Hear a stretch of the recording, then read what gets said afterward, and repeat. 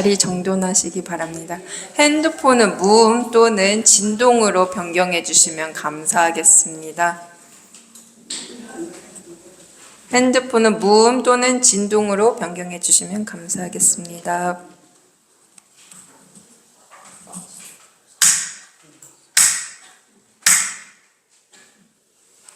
반갑습니다. 지금부터 원기 110년 7월 19일 도남교당 교리공부방 제3번째 시간 시작하도록 하겠습니다. 먼저 청정한 마음 모으는 입정합니다.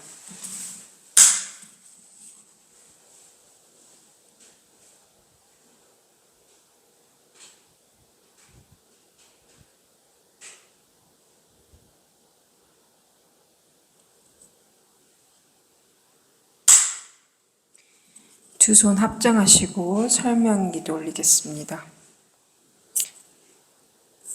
천지 하감지위 부모 하감지위 동포 응감지위 법률 응감지위 거룩하신 법신불 사은이시여 도남교당 교리공부방에 모인 공부인들 두 손 모아 기도 올려옵나이다.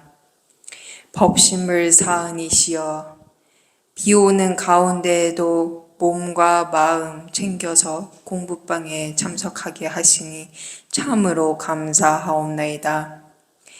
지금의 나는 모두 다 내가 지어서 이루어진 결과임을 머리로서는 알지만 막상 좋지 않는 결과 앞에서는 원망부터 하는 나 자신을 종종 보고는 하옵나이다. 진리 그 자체에 감사한 마음을 갖지 못하여 헤매었음을 참회하옵나이다. 소태산 대종사께서는 생멸 없는 진리와 인과보응의 진리를 믿고 깨닫는 것이 가장 급한 일이라고 하셨나이다. 오늘 인과품 공부를 통해 진리를 더 간절하게 믿어갈 것을 다짐하오니 오늘의 공부로 지혜가 밝아지는 은혜로운 시간 되게 하옵소서.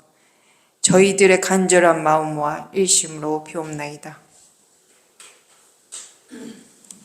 네, 그러면 저희의 초빙 명강사를 모시도록 하겠습니다.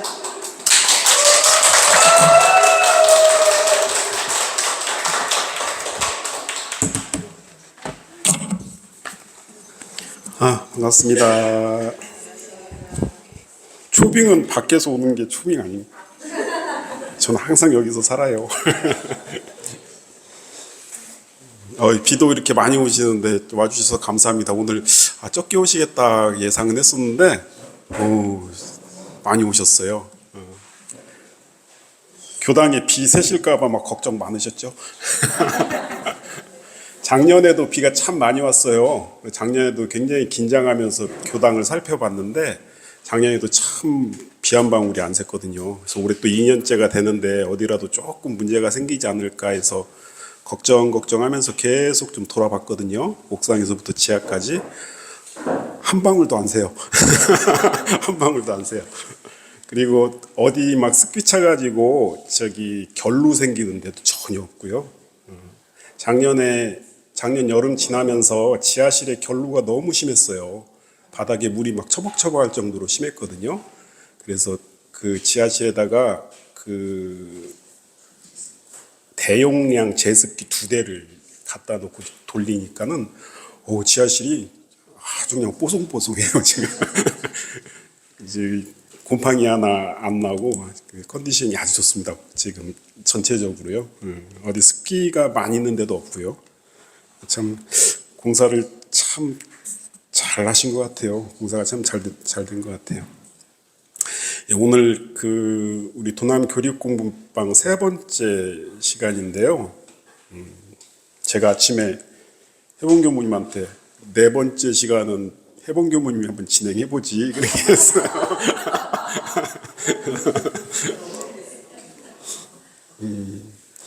제가 돌아보니까 저도 부교무 1년차 때부터 막 교리공부방을 저한테 맡기라고. 왜냐면은 대학원 석사까지 마치고 왔으면은 제일 반짝반짝할 때니까는 하라고 그래가지고 정말 부담스러운데도 했었거든요. 그때 어떻게 했는지도 모르겠어요. 막 땀 뻘뻘 흘리면서 했던 것 같아요. 교리공부방을. 그런데 그게 많이 도움이 되거든요, 사실. 설교도 될 수 있으면 많이 해보는 게 부교무님한테는 굉장히 도움이 될 거고, 이런 자리에서도 교리에 대해서 설명하는 거니까는 하면 참 좋을 것 같다라는 생각 때문에 했더니, 다음 주에 그래 볼까요 하다가 다음 주에 어린이 훈련이라서 안 되겠네요. 그래서 내년에는 하기로 했습니다. 내년에는 네 번 공부 시간 중에 마지막은 해본 교무님이 하실 거예요. 내년에는 그래서 주제도 정해놨습니다. 내년은 대종경 성리품 공부할 겁니다. 쉽게 가야죠. 쉽게 하면은 어렵지 않은 법문이에요, 성리품. 자, 오늘은 12장부터 이제 공부를 하신 건데요. 오늘은 이것 좀 많이 이용하려고요. 지난 시간에 이거를 전혀 이용을 안 했더라고요. 영상을 보니까. 그래서 좋은 거를 자꾸 써야 되겠다라는 생각 때문에. 자, 12장을 한번 봉독하겠습니다. 같이. 교재를 보셔도 되고요. 화면을 보셔도 되고요. 대종사 복례 정사에 계시더니 마침 포수가 산돼지를 그 근처에서 잡는데 그 비명소리 처량한지라 인하여 말씀하시기를 한 물건이 이로움을 보매 한 물건이 해로움을 당하는도다 하시고, 또 말씀하시기를 산돼지의 죽음을 보니 전날에 산돼지가 지은 바를 가히 알겠고, 오늘 포수가 산돼지 잡음을 보니 뒷날 포수가 당할 일을 또한 가히 알겠도다. 자, 이 12장 본문에서 가만히 보셔야 될 게 두 가지가 있는데, 하나는 산돼지가 포수한테 사냥을 당해가지고 죽는 거를 보고 대종사님이 그렇게 말씀하시죠. 전날 산돼지 지은 바 알겠다. 그러시죠? 잠깐만요. 전날 산돼지 지은 바를 알겠다. 그리고 또 그것만 하신 게 아니라 뒷날 포수가 당할 일 알겠다. 당할 일 알겠다 하시잖아요. 자, 그런데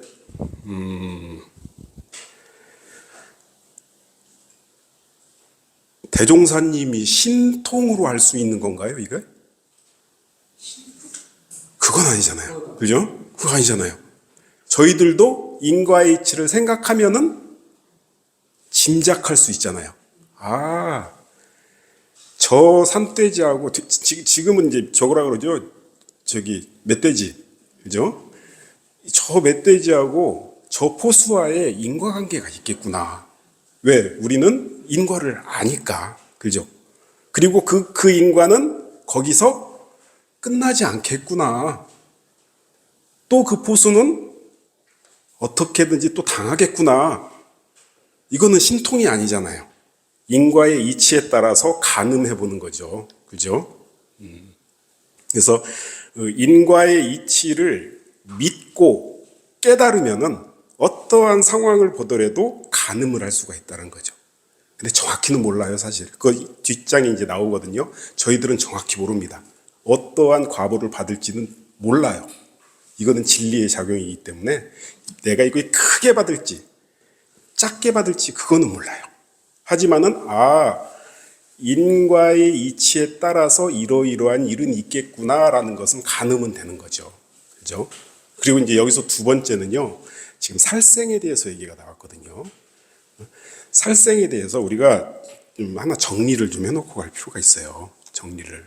뭐냐면은, 자, 지난 시간에도 한번 잠깐 언급했는데, 우리가 원인과 결과가 있다고 해서 그 원인은 뭐가 원인이 되냐면은 세 가지라고 했죠. 신구의 삼업.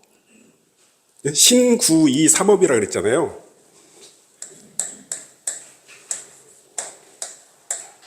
이걸 세 가지 업이라고 하는데, 이것이 원인이 돼요. 이것이 원인이 되는데 이거 이외에 원인 되는 건 없어요. 인과의 이치에서 이거 이외에 원인 되는 건 없어요. 신구이. 자, 신이라는 게 뭐예요? 몸. 이거는 입. 이거는 마음. 그래서 우리가 이거를 어떻게 표현하기도 해요? 몸과 입과 마음으로 지었던 바라. 어디서 나오죠? 우리 참회의 노래에서 나오잖아요. 몸과 입과 마음으로 짓는 거예요. 그래서 우리가 인과의 이치에서 우리가 뭘 짓는다, 이것을 짓는다를 업이라고 표현을 하잖아요. 뭘 지어요? 업을 지어요. 근데 그 업은 뭐를 통해서 지어요? 몸과 입과 마음으로 짓는데 이 몸으로 짓는 게 3개가 있고 입으로 짓는 게 4개가 있고 마음으로 짓는 게 3개가 있어요. 이거 플러스하면 몇 개예요? 10, 악, 업. 석가모니 부처님은 우리가 몸과 입과 마음으로 업을 짓는데 10가지 악업을 짓는다 그래요. 근데 이 10가지 악업을 가만히 보시면은 어디서 많이 들어보신 내용이에요. 이걸 가지고 대종사님이 이 10악업을 가지고 뭘 우리 교리를 만드시냐면은 계문을 만드셔요. 이걸 가지고 계문을 이거 하지 말아라. 그래서 결국 우리 계문은 뭐예요? 계문을 잘 지켜야 된다. 이거는 착한 사람 되기 위해서가 아니에요. 첫 번째 목적은 뭐냐면은 악업 짓지 말아라 그거거든요. 악업 짓지 말아라. 한번 보시게요. 몸으로 짓는 악업 3가지가 있다 그랬죠. 이게 뭐예요? 3가지가 살, 도, 여기서 살은 뭐예요? 살생, 도둑질, 간음. 이게 우리 계문에 어디 나와요? 보통급에 나오잖아요. 보통급 1조부터 나와요. 살생을 하지 말고, 그죠? 도둑질 하지 말 것이며, 간음하지 말 것이며. 이게 우리 계문 1, 2, 3조잖아요. 그죠? 이게 몸으로 짓는 3가지 악업이고, 지금 제가 말씀드리는 것은 석가모니 부처님의 가르침입니다. 지금 석가모니 부처님이 이렇게 지금 표현을 하셨어요. 그 다음에 입으로 짓는 것은 몇 가지라 그랬어요? 4가지라 그랬죠. 이 4가지는 뭐냐면은 자, 망어, 그 다음에 기여, 그 다음에 양설, 악구. 어려운 한자말인데 이것을 대종사님께서는 뭘로 풀었냐면 우리 계문에 다 나와요. 이 4가지가. 망어는 뭐라고 했어요? 망령된 말을 하지 말며. 어디에 나와요? 이게 법마상정급 계문에 나오죠. 다음에 기여는 뭐예요? 비단같이 꾸미는 하는 말을 말며. 그렇게 나오죠. 다음에 양설은 뭐예요? 아울러 말하지 말며. 나오죠. 또 악구는 악한 말을 하지 말며. 그렇게 나오잖아요. 이 우리 계문에 다 나오는 건데 대종사님은 한문을 한글로 바꾸셨어요. 계문에서. 이 4가지. 그 다음에 마음으로 짓는 게 3가지예요. 이건 퀴즈. 누구나 다 맞출 수 있어요. 그렇죠. 회장님이네요. 역시. 뭐예요? 탐, 진, 치. 어디 나와요? 법마상정급 계문에 나오죠. 탐심을 내지 말며, 진심을 내지 말며, 치심을 내지 말지니라 하면서 끝나잖아요. 계문이. 그죠? 그럼 계문은 전체 뭘로 구성되어 있어요? 10악업이 바탕이 돼서 구성이 되어 있어요. 그러면 내가 계문 공부를, 내가 계문 체크를 열심히 해야 되겠다. 이것은 뭐예요? 내가 수행을 열심히 하겠다. 그 의미보다는 뭐예요? 악업을 짓지 않기 위해서 나는 계문을 잘 지켜야 되겠구나. 그 뜻입니다. 이게. 그 중에서도 첫 번째가 뭐예요? 그 중에서도 첫 번째. 시가법 중에 첫 번째 나오는 게 살생이에요. 살생. 그래서 부처님도, 석가모니 부처님도 이 살생에 대해서 굉장히 큰 업보를 받는다라고 해가지고 우리 다음 장에 이제 나와요. 업보 차별경에 보면은 이 살생에 대해서 야 너네 죽이는 것뿐만 아니라 내가 직접 죽이는 것뿐만 아니라 죽이는 것을 보고 환희심을 느끼고 막 이 다양한 경우의 수가 나와요. 그러면 너네 이론과 보아다 이런 굉장히 자세하게 말씀을 하시거든요. 그래서 지금 그런데 이제 이 이치를 모르는 사람은 취미란에 나의 취미란에 살생이라고 적는 사람도 있어요. 뭐가 있어요? 낚시. 취미가 낚시야. 그러면 이게 뭐예요? 나는 취미가 살생이야? 똑같잖아요. 그죠? 저도 이런 것을 그 인과의 이치나 특히나 우리 몸으로 짓는 업 중에서 가장 중한 업을 받는 이 살생을 깊이 생각 안 해봤을 때는 낚시할 수도 있지 그런 생각을 했었는데, 또 요즘은 또 사냥을 하는 사람도 많잖아요. 취미로 사냥하는 사람도 있거든요. 이건 굉장히 큰 업보를 받을 수밖에 없다. 그리고 이제 기위 이제 우리 대종경에서 동물로 대종사님이 법문을 하신 게 그렇게 많지 않아요. 대종경에 나오는 동물 기억나는 동물 있으세요? 개 한번 나오죠. 충북 인근에 사는 개가 죽었죠. 여기 산돼지 한번 나오고 또 성성이 한번 나오잖아요. 성성이. 성성이. 원숭이에요. 원숭이. 또 나옵니다. 꿩이 나오나요? 가마귀 한번 나오죠. 가마귀, 뱀 이런 거 나오죠. 그 다음에 쥐 나오죠. 또 한 가지 나오는 게 있어요. 물소 나와요. 물소가 어디 나오는 줄 알아요? 김정각이 법설 중에 졸고 있는지라 보기 싫기가 물소 같다 그러시.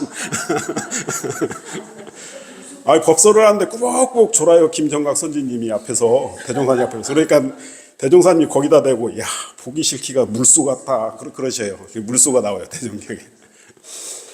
그런데 이런 예화가 있어요. 우리 초기 교서를 보면은 몇 분께 그때 식사하면서 한번 말씀을 드린 적이 있는데, 그 육타원님이라고 이원화 할머니라고 계세요. 우리 선지님 중에. 이분에 대해서도 제가 언제 한번 말씀을 드리려고, 그 삶이 굉장히 드라마틱하셔요. 이분도. 이분에 대해서도 한번 알으셔야 돼요. 대종사님이 대각 전에 그 영산에서 여러 곳을 이제 집을 옮기시잖아요. 처음에 탄생가에서 태어나셔가지고 구호동 집으로도 이사하시고 여러 가지로 이사하시다가 마지막에 대각을 한 대각지 있죠. 거기에 조그마 그 집이라고도 할 수 없어요. 다 쓰러져가는 운막집에서 거기에서 선정에 드시면서 거기서 대각을 하셨잖아요. 근데 그 노루목 대각지에서 선정을 하실 때 시봉을 담당했던 제자예요. 그러니까 제가 언젠가 설교 시간에 그런 말씀 한번 드렸죠. 아침에 청소하러 그 방에 들어가 보면 딱지들이 막 떨어져가지고 수북이 쌓여 있었다. 그럼 그걸 다 빗자루로 쓸어서 버리면은 그 다음날 가보면 또 쌓여 있고 또 쌓여 있고. 그때 피부병이 굉장히 심하셨거든요. 대종사님께서. 그 증언의 주인공이 이제 이 원화, 저희들은 초기 교사에서는 원화 할머니 그렇게 표현이 돼서 저희는 육타원 이원화 선지님이라고 잘 안 하고 원화 할머니 그러거든요. 그리고 또 김삼매화 선지님이 계셔. 이 두 분이 충북에서 살면서 인심이 굉장히 후덕했대요. 남한테 다 퍼주고 막 어려운 사람들 도와주고, 그게 사람뿐만 아니라 짐승 키우는 그 가축들한테도 그렇게 인심이 후했다고 합니다. 그래가지고 평소 그 총부 안에 개하고 고양이가 있었대요. 키우는. 걔들한테 그냥 그 애정을 듬뿍 주고 뭐 먹을 거를 그렇게 갖다 주고 막 그러셨대요. 조금만 있으면 먹이고. 대종사님이 그걸 보고 나서 이렇게 법문을 하셨다고 합니다. 개나 고양이가 아무리 귀엽다고 해서 함부로 밥을 많이 주지 마라. 총부 군내에 사는 개나 고양이는 후생에 사람으로 진급하기가 쉬운 아이들이다. 그런데 분수에 넘치게 많이 얻어먹고 살면 후생에 사람이 되더라도 빈천보 받게 된다. 지어놓은 것 없이 받기만 하는 것도 큰 죄가 된다. 그러니까 원화나 산매화가 진정으로 개나 고양이를 사랑한다면 밥을 적당히 줘야지 과분하게 많이 줘서는 안 될 것이다. 다시 말하면 쟤네들 빚쟁이 만들지 말아라. 그렇게 법문을 하셨다 그래요. 이게 우리 지난 시간에 그 공타원 조전권 선지님 있죠? 그 조전권 선지님이 당신이 쓰신 책이 있어요. 그 원각선전 소태산 대종사 일화집이라는 그런 책이 하나 있는데 거기에 실려져 있는 내용입니다. 느낌이 좀 있으시죠? 성인의 신법, 인과를 생각하는 신법. 자, 여기에서는 이 살생에 대해서 좀 깊이 생각하는 법문이에요. 그러니까 이 법문을 봉독하실 때마다 살생이 큰 과보를 가지게 된다. 그런 것들을 좀 생각하시면서 봉독하시면 좋을 것 같고요. 그 다음 장 한번 볼게요. 인가품 13장입니다. 여기 또 나오잖아요. 제가 빨갛게 했어요. 또 나와요.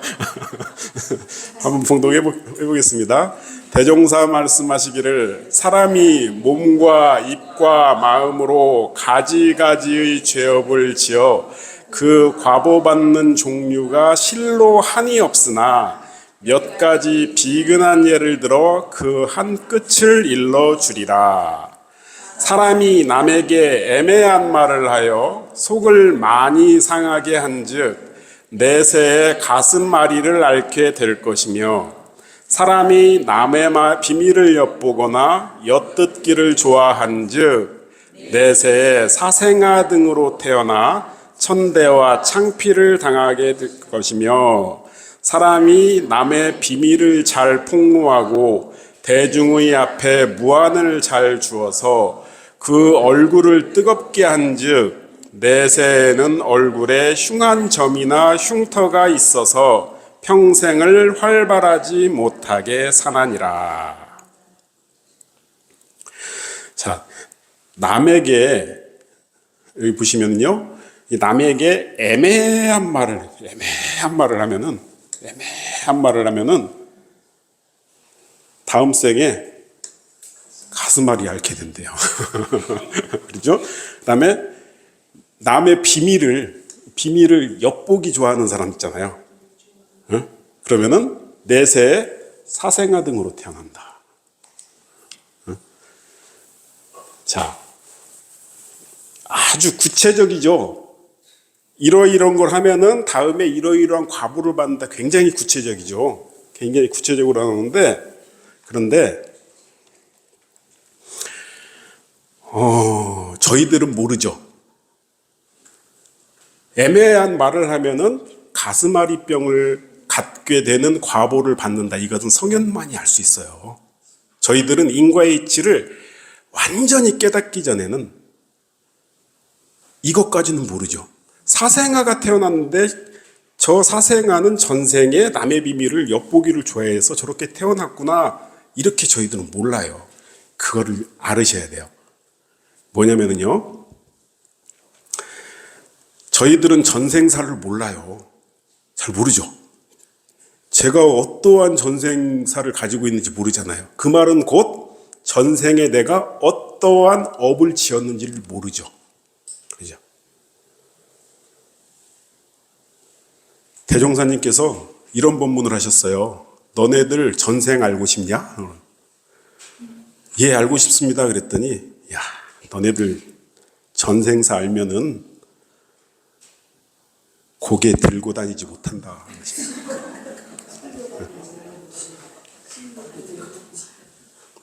내가 너네들 전생사 알려주면은 너네들 창피해가지고 내 앞에 나타나지도 못한다. 그러셔요.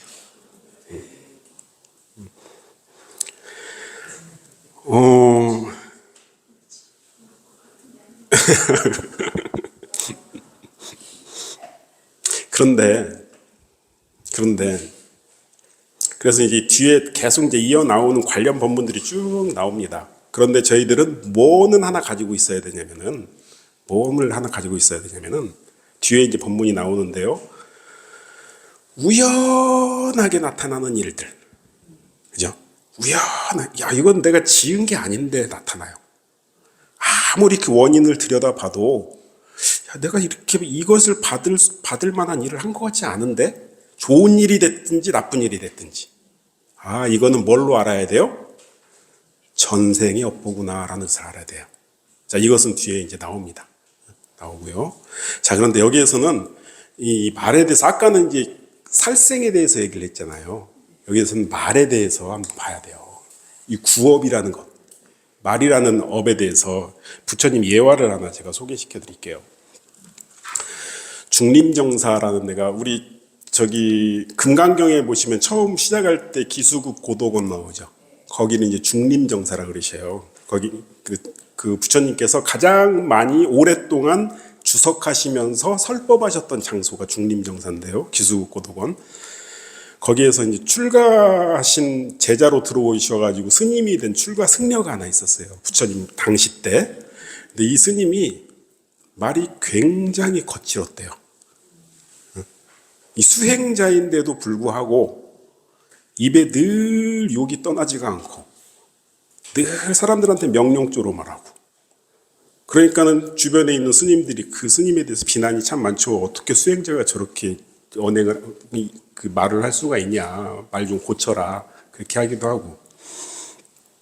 이렇게, 그런데도 안 고쳐져요, 이 스님은. 이 언어 습관이라는 게. 그래서 계속 불만이 쌓여가요. 불만이 쌓여가니까는 그 얘기가 이제 우리 석가모니 부처님 귀에까지 이제 들어갔죠. 그때 당시에 수행자가 1000명이 넘었대. 우리 1250인 해가지고 나오죠, 금강경에. 굉장히 많은 그 공동 수행자들이 있었는데, 그 승려를 이제 불렀어요. 그런데 부처님이 가만히 보니까는 이 제자가 과거 500생을 천민으로 태어나서 살아왔던 것이 보이는 거예요. 이 과거생이. 부처님이니까 보이시죠?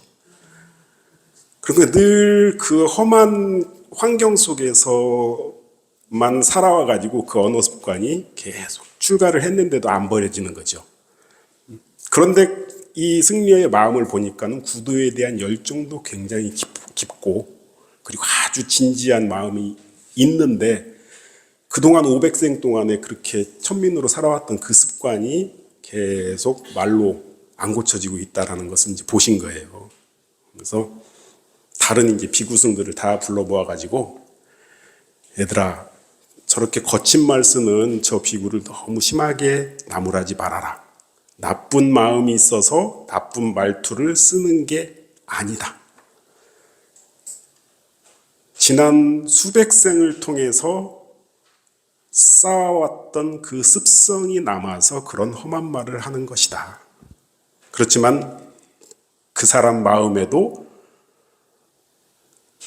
모든 악행이 남아있지는 않다.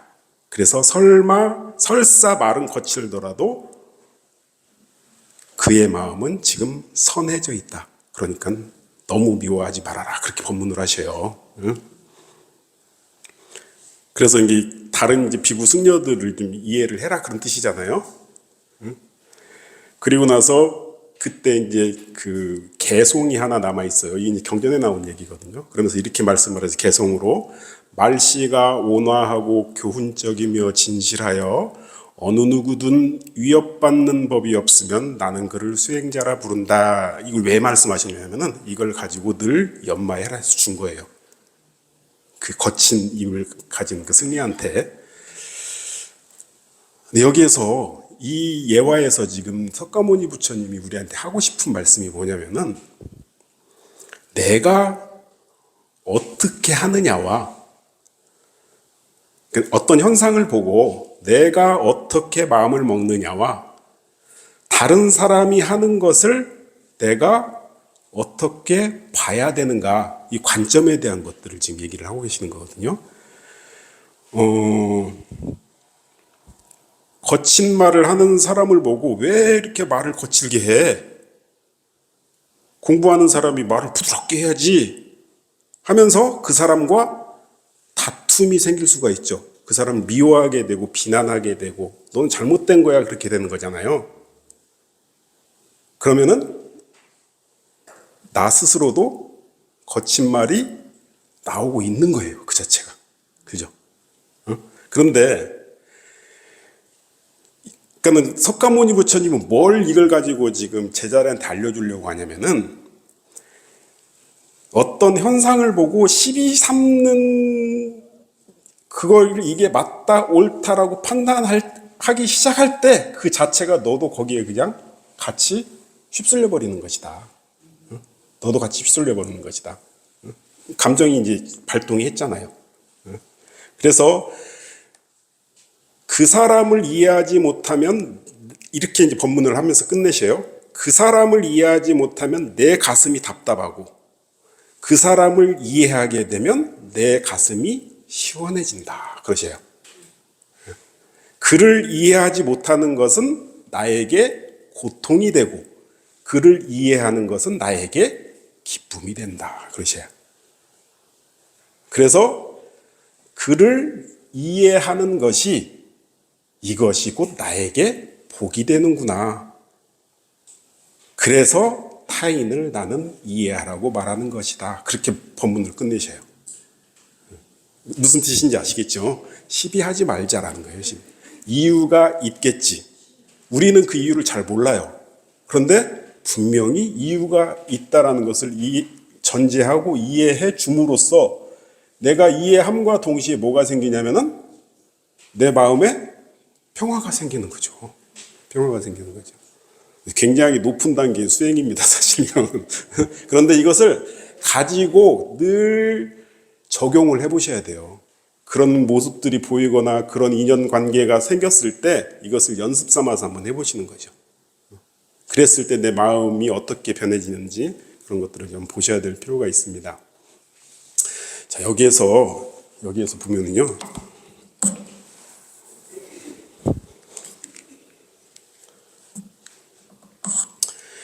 우리가 몸과 입과 마음으로 가지가지의 죄업을 지으면 과보를 받는데 그 과보의 수가 몇 개라 그래요? 실로 한이 없다 그래요. 실로 한이 없다. 실로 한이 없어요. 그 과보 받는 종류가. 그래서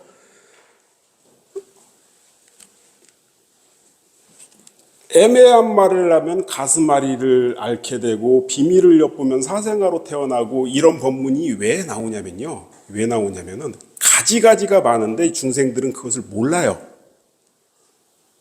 그걸 모르기 때문에 석가모니 부처님도 대종사님도 그 신뢰를 내가 직접 얘기를 좀 해주겠다. 그래가지고 나온 법문이 뭐예요? 석가모니 부처님은 업보차별경이 나오는 거고 대종사님은 인과품에서 이 법문뿐만 아니라 뒤에 계속 나옵니다. 벼락 맞아 죽은 사람은 왜 그런 줄 아니? 신뢰를 얘기를 하기 시작하셔요. 우리들은 그걸 잘 모르니까. 그래서 이걸 가지고 가지가지 적용을 해봐라. 너네들 내가 가슴이 두근두근하고 가슴앓이를 막 느끼고 있어요. 그러면은 적용을 해봐라. 과거에 어떠한 원인이 있어서 지금 그럴 것이다. 그러면은 대종사님은 이것도 하나의 원인이 될 수 있다. 그런 것들을 신뢰를 하는데 석가모니 부처님은 그것을 신뢰를 몇백 가지를 해주셔요. 이 몇백 가지가 뭐예요? 업보차별경이에요. 그래서 제가 여기에다가 교재에다가 업보차별경을 다는 못 실었어요. 굉장히 많아요, 내용이. 업보차별경이. 그 중에서 제가 몇 개만 좀 실어놨거든요. 한번 보시게요. 단명보를 받는 10가지 죄업이 있다 그래요. 단명보가 뭐냐면은 빨리 죽어, 일찍 죽어, 수명이 길질 않아, 어린 나이에 죽어요. 그러면은 어떠한 죄업으로 인해서 그렇게 빨리 죽느냐? 첫째는 뭐예요? 살생을 많이 해서 그렇다. 이게 현생뿐만 아니라 이건 거의 이제 과거생을 얘기하고 있어요. 과거생에 내가 살생을 많이 하면은 후생에 빨리 죽는다. 그리고 다른 사람을 권해서 살생을 많이 해요. 내가 직접 죽이지는 않더라도 권하는 거. 그 다음에 살생하는 법을 찬성하고 살생하는 것을 보고 좋아하고 그리고 그 다음에는 죽이려는 마음을 품어도 빨리 죽는다 그래요. 다섯 번째는 저 사람 미워 죽겠어. 빨리 죽었으면 좋겠어. 그 마음을 품어도 내 생에 단명보 받는다 그러셔요. 그리고 저 사람 진짜 정말 미웠는데 죽었어. 너무 좋아. 그런 마음을 내는 것도 단명보 받는 것이다. 그렇게 말씀하시죠. 그래서 우리 그 업보차별경을 보면은요, 깜짝깜짝 놀라요. 나 큰일 났네. 다음 생에 단명보 받겠네. 자, 일곱째는 생명이 갈마, 이거는 이제 인간이 아니에요. 생명이 갈마 있는 모든 것. 이게 뭐예요? 임신한 모든 동물들을 내가 죽이면 이런 것잖아요. 그다음에 그거에 반대로 석가모니 부처님 바로 이어서 똑같은 내용의 선업을 얘기하셔요. 야, 그러면은 반대로 어떻게 하면은 오래오래 행복하게 잘 살 수 있는 줄 알아? 길게 살 수 있는 게 이게 장명보예요. 장명보. 첫 번째는 똑같겠죠? 살생 안 해야 되고, 그러죠? 다른 사람 살생하는 것 막아줘야 되고, 살생 않는 법 찬생하고, 살생 않는 것 보고 환희심 내고, 곧 죽게 된 이를 보고 방편으로서 구제해주고, 죽는 것을 보고 무서워하는 이 마음을 안위시켜주고, 공포심 많은 이를 보고 이렇게 해가지고 쭉 10가지가 나오고요. 그 다음에는 이제 다병보 받는 10가지 죄업이 있는데 병이 너무 많아요. 다병보는 갖가지 병이 다 많아요. 살면서 병이 떨어질 날이 없어요. 그건 뭐예요? 첫 번째가 뭐예요? 전생에 매질하기를 좋아했대요. 그리고 다른 사람을 시켜가지고 매질하게끔 만들었대요. 그리고 때리는 법 찬성하고 맞는 것 보고 좋아하고, 자, 부모의 속 많이 태우잖아요. 그러면은 후생에 다병보 받는답니다. 그리고 저 사람 진짜 싫어하는 사람인데 저 사람이 병에 걸렸어. 아이고 통쾌하다. 이러면은 다음 생에 내가 병 걸린다. 겁니다. 마지막에 있어요. 10번째가 뭐죠? 과하게 먹음이니라. 석가모니 부처님의 법문입니다. 대신에 이제 병 없이 사는 선업이 있어요. 그게 이제 반대 개념이거든요. 한번 읽어보시고요. 추루보가 뭔지 아세요? 추루보? 못생기고 늘 추루해. 늘 추루하고 그냥 남들한테 왜 이렇게 추루하게 다니냐 그렇게 평가받는 사람들은 첫 번째는 화 많이 내면, 전생에 화 많이 내는 사람은 후생에 추루보 받는다. 그리고 쭉 한번 보시면 여기도 부모님에 대한 얘기 나와요. 부모님에 대한, 아까는 부모님 속 많이 썩였을 때 받는 거였잖아요. 여기는 부모님을 공경하지 않으면 추루보 받는다. 저는 여기에서 이렇게 조금 눈에 띄는 게 부처님 탐묘의 등촉을 꺼버림이 눈에 들어오거든요. 이게 뭘까 싶었는데, 그러니까 그 당시에는 절에 가면은 탑이 있었는데 거기 늘 365일 등불이, 우리 석등이라고 있잖아요. 절에 가면 거기에 늘 이렇게 등이 계속 있었어요. 근데 그걸 가서 꺼버리는 사람이 있었나 봐요.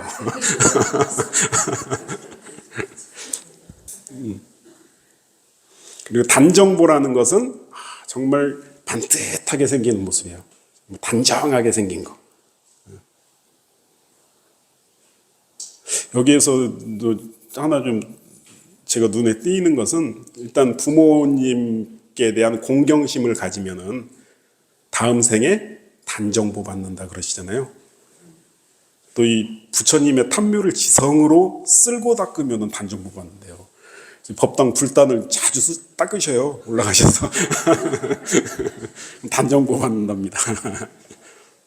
그 다음에 이제 위와 권세. 이건 뭐냐면, 그러니까 없는 거, 이걸 소위세보라 그러거든요. 위와 권세라는 것은 뭐냐면 내가 높은 지위에 못 올라가요. 높은 지위에 못 올라가고 늘 하급자 생활만 해요. 이게 소위세보라는 겁니다. 소위세보, 위와 권세가 없이 되는 것. 반대말은 대위세보, 이렇게 하는 거고요. 그 다음에 쭉쭉 넘어갈게요. 다 읽을 건 아니고. 하천한 집에서 태어나는 것. 정말 가난한 집. 정말 가난한 집에서 태어나는, 여기는 이제 그 아버님 공경 안 하고 어머님 공경 안 하는 게 첫 번째, 두 번째예요. 예. 그래서 보면은 내가 정말 가난한 집에 태어나는 것은 가족부터 시작해서 주위 인연들을 공경하지 않으면 그렇게 된다는 말이 주를 이룹니다. 거기에는. 반대로 귀족의 집에서 정말 재산도 많고 정말 귀족의 집에서 태어날 수 있는 선업은 부모님을 비롯해서 주변 사람들을 다 공경해 줘야지 귀족의 집에서 태어날 수 있다. 그다음에 소자생보, 생활이 곤란한 보, 이거는 뭐가 되겠어요? 도둑질에 관련된 내용입니다. 도둑질하면은 생활이 곤란하게 된다. 다음 생에. 풍족해요. 생활이 풍족해. 이거는 도둑질 안 하면 된다. 이렇게 됩니다. 그렇게 해서 이것 이외에 계속 있어요. 그래서 혹시라도 이제 우리 그 집에서 개인적으로 교전 봉독하시거나 사경하시는 분들 계시잖아요. 한 번씩 업보차별경 한번 읽어볼까 하면 참 재밌습니다. 끝까지 쭉 한번 읽어보시면 참 재밌는데, 원래 이 업보차별경도 석가모니 부처님이 제자들한테, 그러니까 불경은 모든 것이 우리 대종경도 마찬가지지만은 불경이란 것은 석가모니 부처님이 제자들에게 해주는 말씀을 모아놓은 거잖아요. 때로는 문답, 금강경도 문답이잖아요. 묻고 답하고 묻고 답하고. 우리 대종경도 대종사님이 일방적으로 하시는 말씀도 있지만은 제자가 묻고 답하고 그런 것도 있잖아요. 비슷한 패턴인데 두 가지가, 그런데 차이가 있어요. 모든 불경에는 맨 마지막 장에 뭐가 나오냐면, 금강경도 마찬가지. 저희가 금강경 5장까지만 봉독을 하니까 뒷장에 무슨 내용이 있는지 잘 모르시잖아요. 맨 뒷장에 뭐가 있냐면은 같이 이렇게 문답하고 같이 공부했던 제자들이 환희심이 나가지고 무수히 절을 해요. 감사합니다, 감사합니다 하면서. 이거 뭐예요? 자, 금강경을 1장부터 끝장까지 봉독하시면 몇 분 정도 걸리는 줄 아세요? 평소 속도대로. 한문으로, 한글 말고. 한문으로 쭉 봉독하면 거의 한 25분 정도 걸리거든요. 그런데 제가 설교를 25분에서 30분 하잖아요, 일요일 날. 똑같은 거예요. 석가모니 부처님 한 25분 정도 설교를 하신 거예요. 근데 그 설교를 듣고 감동을 받아가지고 제자들이 일어나가지고 무수히 절을 막 하거든요. 그게 이제 표현이 돼 있어요. 업보차별경도 뒤에 보면은 환히 용약하여 막 이렇게 나와요. 제자들이.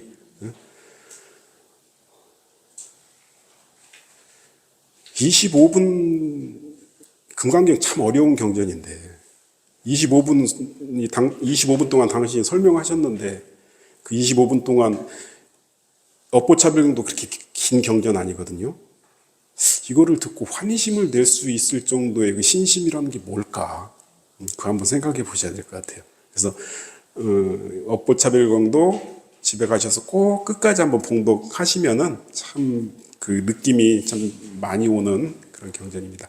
업보차별경이나 여기에서 남의 비밀을 잘 폭로하면은 뭐가 된다, 뭘 하면 뭐가 된다, 이 구체적인 신뢰를 들어서 지금 말씀하시는 이유는 아까 말씀드렸죠. 이유는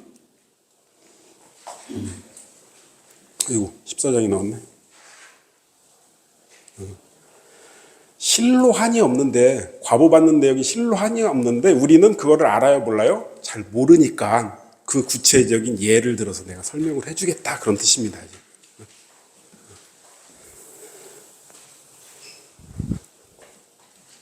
자, 14장 한번 보겠습니다. 같이 한번 봉독해 볼게요.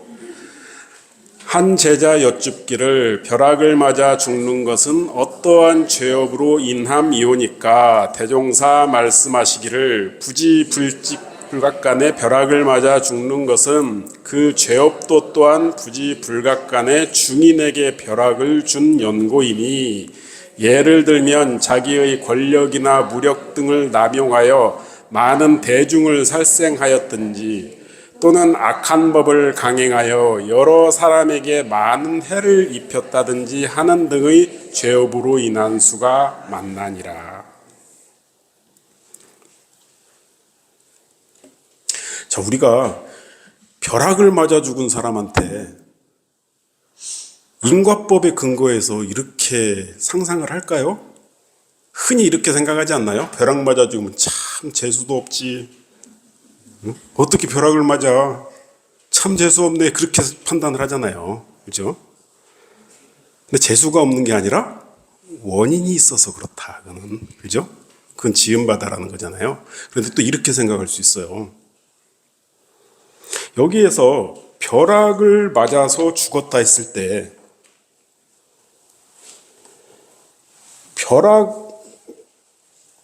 벼락을 맞아서 죽었다. 이게 원인이고 죽음의 결과라고 할 수도 있잖아요. 그죠? 인과로 따지면요. 그죠? 이거는 제가 지금 말씀드린 건 뭐냐면은 과학적 인과라 그래요. 이거를. 자, 우리 과학이라고 할 때는 모든 과학은 다 원인과 결과의 법칙을 밝혀내는 것이 과학이에요. 내가 힘을 얼마를 주면은 이게 몇 미터를 간다. 이게 과학이잖아요. 그죠? 그럼 몇 미터를 줘야지, 내가 힘을 얼마를 줘야지 얘가 1미터를 날아갈 수 있지? 그것을 계산해내는 게 과학이잖아요. 그래서 원인과 결과의 인과관계를 밝혀내는 것이 과학이거든요. 근데 벼락을 맞은 게 원인이고 죽은 게 결과야. 이거는 과학적인 인과예요. 근데 여기에서 자, 예를 들면 이런 거예요. 어떤 사람이 나무 창고 밑에서 이렇게 쉬고 있었어요. 나무 창고에서 쉬고 있다가 이제 졸았어요. 졸면서 이렇게 깊은 잠에 딱 빠졌어요. 근데 그 나무 창고에 흰개미 떼들이 와가지고 이렇게 다 갉아먹었어요. 그러니까 어떻게 돼요? 나무 창고가 쓰러지죠. 쓰러지고 거기서 깔려서 죽었어요. 그럼 여기서 인과관계는 뭐예요? 흰개미가 그것을 갉아먹어가지고 이렇게 쓰러졌기 때문에 죽은 거다. 그게 그건 과학적인 인과관계인 거죠. 자, 여기서 말하고자 하는 것은 왜 그 시간에 거기 있었냐 이거예요. 벼락 맞아 죽은 것도 왜 그 시간에 거기 있을 수밖에 없었냐라는 거죠. 이것은 진리적인 인과관계는 거예요. 진리적인 인과관계. 그래서 여기에서 이제 보는 것은, 그러니까 이것을 이제 과학자들이 보면은 왜 이것을 이렇게 판단을 할까?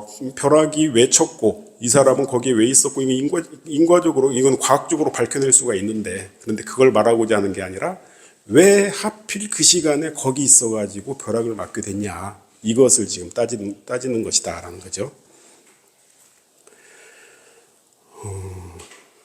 다음 장이 중요해서 이것까지만 하고, 다음 장이 참 중요한데 다음 장까지 공부하고 중간중간에 아주 중요한 본문들이 좀 나와요. 인과품 15장인데요. 자, 인과품 15장은 원래 대종경법문에 모본법문이 있어요. 그 모본법문을 제가 별지로 드렸죠. 별지로 드린 게 그 모본법문이에요. 모본법문인데 별지로 드린 종이, 거기에 보면은 그거를 한번 봉독해 보시게요. 원래 법문 말고. 자, 한때의 종사주 경성교당에 계시사 일반 청중에게 말씀하여 가라사대 요사이 나는 역사 감역을 하기 위하여 여러 노동자들과 매일 접촉하게 되었던 바, 어제는 저희끼리 이와 같은 말을 하는 것을 들었다. 아무리 하여도 그저 도와주는 것이 있어야 해. 암만 애를 써도 그것만만 살 수 없는 것이야. 아무개로 말하면 낮에는 돈을 벌고 밤이면 나무를 하기에 곧 부자가 될 줄 알았더니 어느 날 밤에 나무를 가면서 헛간에 담뱃불을 떨어쳐 집을 다 태우는 것을 봤네. 참 인력으로는 할 수 없는 것이대 라고 하더라. 그래, 나에게 그 이유를 묻는다면 자상히 가르쳐 주려 하였더니 묻는 자가 없기에 그만두었다가 오늘 제군에게나 그 말을 가르쳐 주려 하노라. 대저 우리 인간이 이 세상에서 살아나가자면 자기도 모르게 우연한 음조와 음해가 반드시 돌아오나니 과연 그 음조와 음해란 그 무엇이 보내는 것인가? 하느님일까? 부처님일까? 조상일까? 귀신일까? 아니다. 하늘도 아니요 부처도 아니며 조상도 아니요 귀신도 물론 아니다. 시시각각으로 우리에게 돌아오는 복이나 죄는 다만 우리 마음작용에 달려있나니 부처님의 이르신 바 일체 유심조라는 말씀이 곧 이것이다. 다시 말하면 부귀 빈천과 고락 영고가 다 각자의 짓는 바에 따라 받게 된다는 말이니 과거에 지은 바는 현재에 받게 되고 현재에 지은 바는 미래에 받게 되는 것이며 미래에 받을 때에는 그를 일러 음조 음해라 하나니라. 그런데 이 세상 사람들은 그런 이치를 알지 못하고 부귀와 영화를 억지로 탐하려 하며 빈천과 고통을 억지로 면하려 하니 그 어찌 어리석지 아니하며 답답하지 아니하랴.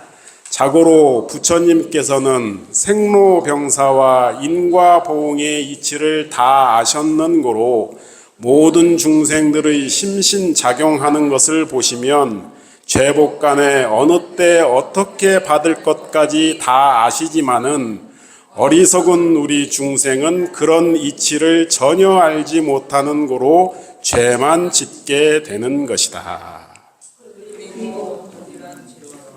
그리고 동일한 죄와 복을 짓는 데에도 개인에게 지은 것은 어느 때든지 그 사람을 만나야 받게 되지만은 공중을 향하여 지은 것은 어느 때 어느 곳을 가든지 우연한 복과 우연한 죄를 받게 되나니 이 어찌 범연이 들을 바이랴.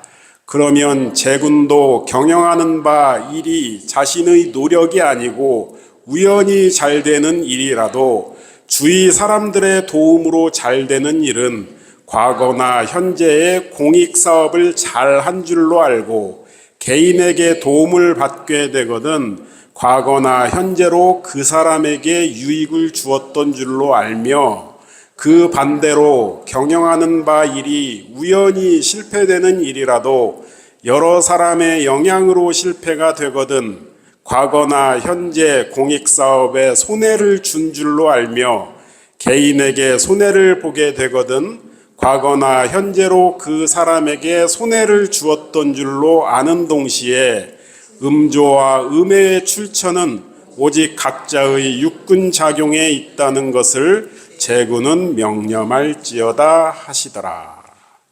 이게 구타원 이공준 선지님께서 직접 수필하신 본문입니다. 원기 24년에요. 이것이 모본이 돼서 지금 인과품 15장, 인과품 15장 본문은 제가 교재에 지금 실어놨죠. 굉장히 긴 본문인데 줄어들었죠. 많이 줄어들었는데 중요한 내용이 줄어들었어요. 그래서 인과품 15장, 대종경 인과품 15장만 가지고는 이 전체 법문을 잘 이해가 안 돼요. 그래서 한 부분만을 이렇게 이만큼 따가지고 이렇게 실어놨거든요. 여기다가. 그래서 전체 법문을 일부러 제가 좀 소개를 시켜줬습니다. 여기는 중요한 포인트가 한두 가지가 아니에요. 몇 가지가 나와요, 지금. 중요한 포인트가. 일체유심조 얘기가 나왔죠. 인과하고 일체유심조가 어떻게 같아요? 그거 오늘 알으셔야 돼요. 일체유심조라는 것은 인과법문이에요. 인과법문.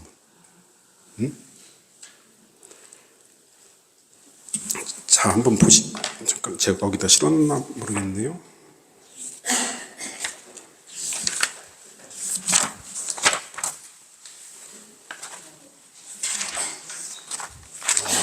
거기다 제가 안 실어놨네요.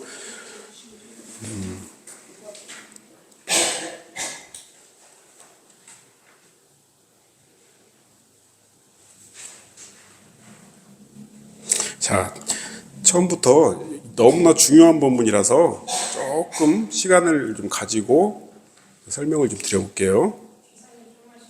아, 그럴까요? 어이구, 벌써 저렇게 됐어? 5분 쉬겠습니다.